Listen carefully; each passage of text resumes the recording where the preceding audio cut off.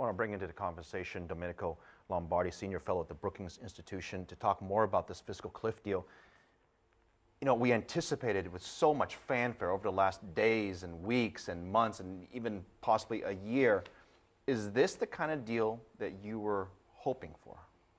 No, not really. I mean, if you start from the viewpoint that you wanted to avoid disaster on January the 1st, certainly this is better. But on the other hand, if you really wanted to tackle the fundamental issues, certainly this deal does not really do the job. And the issue is that first, many of the issues have just been postponed by a couple of months. So we're going to still go through many of the same issues and stories in a couple of months from now. Let's break down the good and the bad. Let's go, because I think you're trying to go to the bad. Let's start with the good first. What's good that's come out of this deal? Is the permanent settlement of tax rates and capital gains, is that a positive thing? Up to a point, it is a positive thing in the sense that there is at least certainty about some of these issues. So this is good for business, this is good for consumers.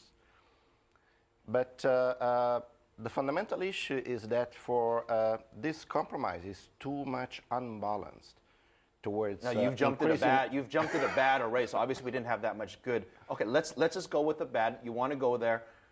What is one or two things that you would have liked to have seen in the deal that you didn't get? When you follow global economics, so when you're talking about this, it's not just about the U.S. economy. It's about the global economy that you're referring to.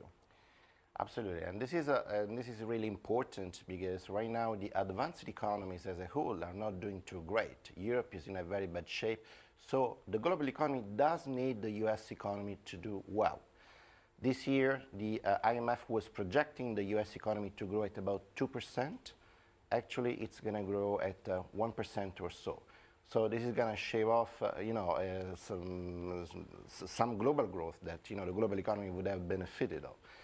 And because Europe is doing so badly, of course, the emerging economy, China, India, emerging Asia, do need large export markets, to do well on the whole. So one of the big concerns about this entire fiscal cliff deal is the 1.2 trillion, sequestration, if they want to call it, but really it's just budget cuts of over $1 trillion over the next 9 or 10 years. That comes out to be $110 billion a year. Now, we didn't talk about that, or they didn't make a deal on that. It's funny because if they would have gone ahead with that, if you take that away from the economy, wouldn't that have hurt the economy even more? I mean, that's the argument that many are making here, is that was it good that we didn't have the spending cuts, or is it bad that we didn't have the spending cuts?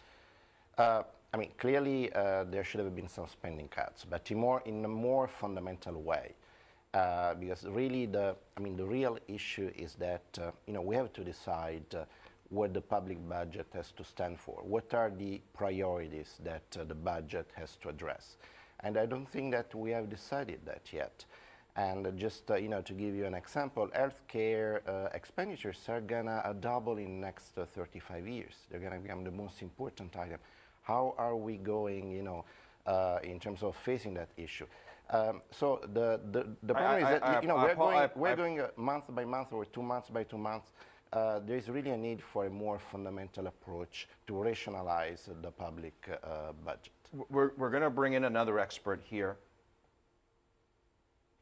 And I'm being told we don't have the other expert. But I wanted to follow up with you on this particular issue. When you talk about the debt debate and you look at it from a global economic perspective, what is your number one concern now for 2013? Because it doesn't sound like you think this is resolved, at least for the next year. The most important problem for the global economy, from a global economy perspective, is that the fundamental uncertainty has not been settled. So the fundamental uncertainty about what the U.S. economy is going to do, what the U.S. public budget is going to look like, has not been fundamentally addressed. And this is really important because, it's not really a discrete moment. It's not really something that you have to wait until January the 1st to settle. It's an uncertainty that is spreading across businesses, not just in the U.S., but more generally in the global economy. And this is why businessmen and corporations do need parameters to make their decisions on. Right now, what we have seen is that the most fundamental problems have just been shifted, hopefully to the near future, to a not too distant future. but clearly would be really, paramount, important that these fundamental issues be settled, because otherwise, with Europe doing already so badly, the U.S. economy fostering, further uncertainty, certainly this is going to have significant repercussions effect on the global economy. Let's see if we can advance this ball further next time we have you on the show. Domenico Lombardi from the Brookings Institute. Thank you for your thoughts and your insights on this all-important deal.